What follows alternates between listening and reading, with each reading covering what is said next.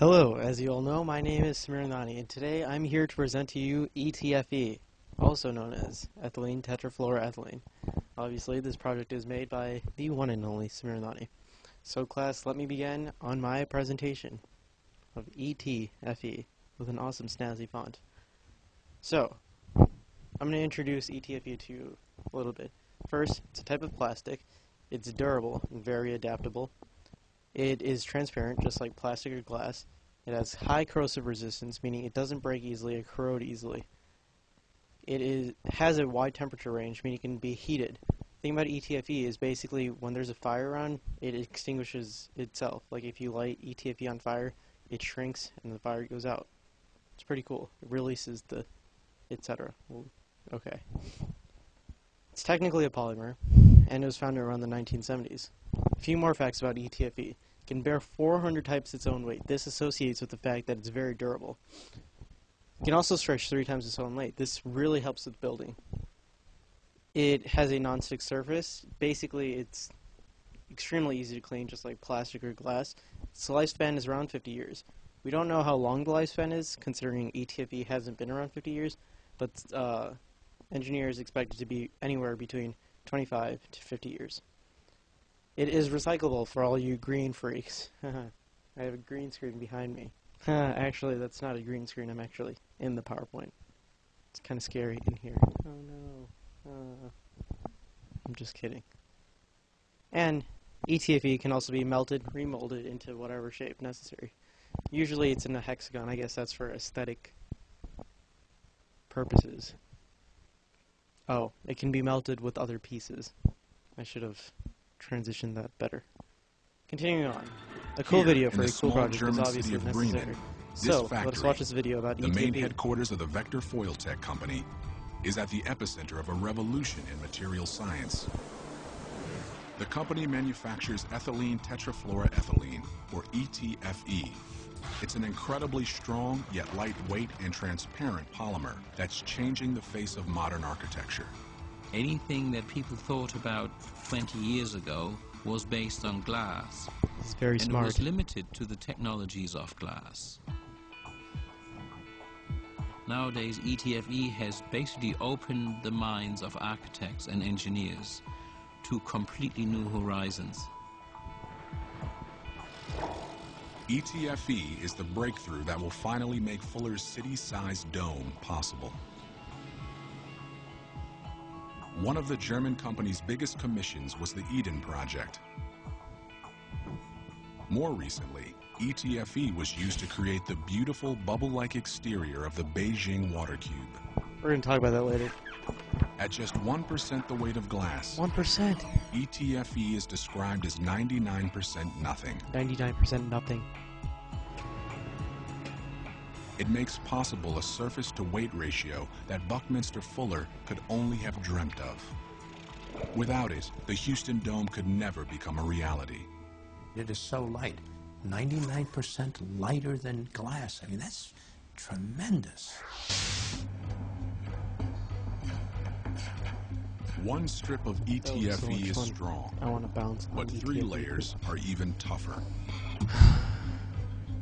Not only that, but the cushions can be inflated to create aerodynamic shapes. This helps with the structural technique and stuff. That react to shifting wind loads. Wind can go through. Actually, just listen to the video.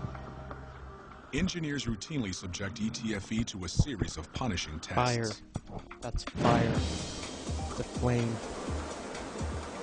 It's hot. Wind forces will subject the ETFE to tensile or stretching stresses. It's so stretchy. To test this batch, technicians suspend 551-pound weights from a piece of ETFE. To pass, the ETFE should slowly stretch, but not tear. Well, that is it for the video. Let's continue on, shall we?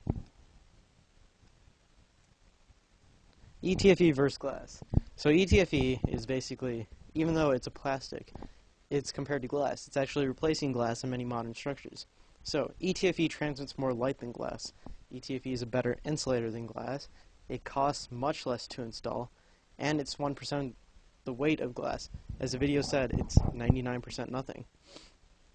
ETFE also transmits more sound. This might be a con, but who knows? Kind of like when it's raining, it sounds like there's drums, which is not that good. I guess it would probably wake you up. But engineers are fabricating it with different materials to reduce the sound. So, more facts about it. ETFE can be spun into a thin film, just like plastic. It is basically self-cleaning, as we talked about earlier. Sharp things can puncture it, so if you have like a fork and you go to the ETFE Project in the United Kingdom, which is on my display somewhere here, I don't know, on either side, and you puncture it, then it'll pop like a bubble, like bubble wrap. Kind of, not really. But don't do that, that's mean.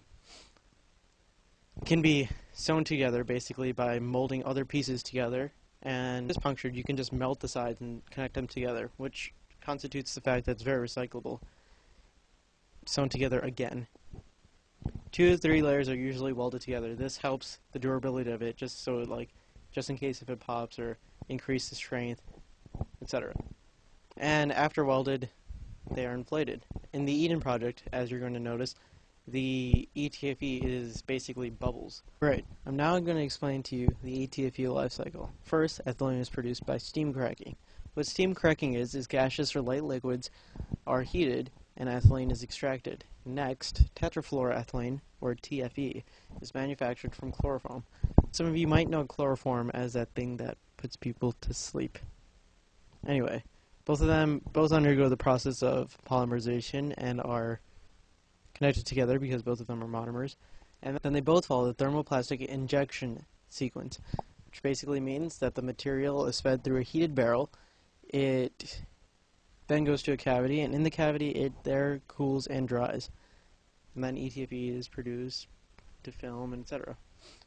Now for the main part. Smears travel around the globe. I travel the world in search of ETFE because I'm so dedicated to enlightening my fellow peers in engineering. Join me in my journey across the world in search of ETFE. Side note, do not attempt the teleportation skills of Samir. There's good reasons for that. No, seriously, do not try to teleport like Samir. He employs the powers of Element Zero, also known as EZO, which some say isn't real, but they're just sassy when it comes to the laws of physics. I can change the laws of physics with my fists. Kind of.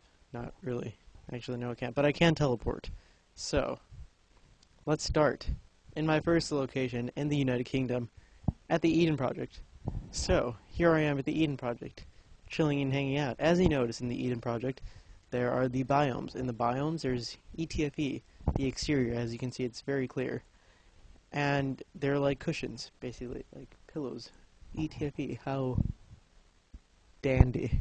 Oh, I just flew to Beijing, China. This is the Water Cube, located in Beijing, China. It was the place for the Aquatic Olympics in 2008. As you notice, around the exterior of the Water Cube, it's covered with ETFE, just like the ETFE Project.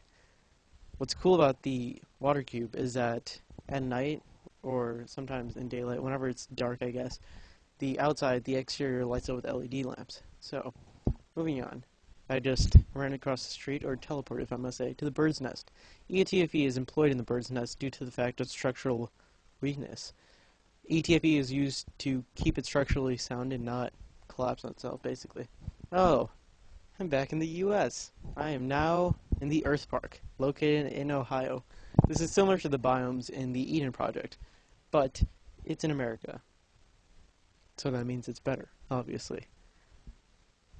Now, I'm chilling in some ETFE with my engineering buddy.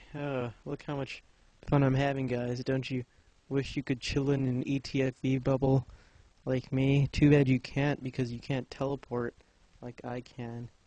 I think it's about time to go home. So, let's go back home.